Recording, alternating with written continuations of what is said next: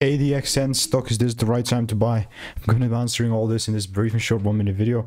And as I'm just looking at this with a 0.2% correction on Friday, not much has happened, honestly speaking. Like, it's not even that volatile, to be very honest with you. Like, I've marked up my supply zone, but come on, like, ultimately we can use this as the supply itself as well. Like, unless there's a catalyst number 1 or number 2, if there's like a break above 1174, then I guess I'm not going to be selling, you know what I mean? So I'll definitely continue to keep you updated. Just waiting for a decent shift so I can take it lower if it makes sense. I really doubt that this will be happening though.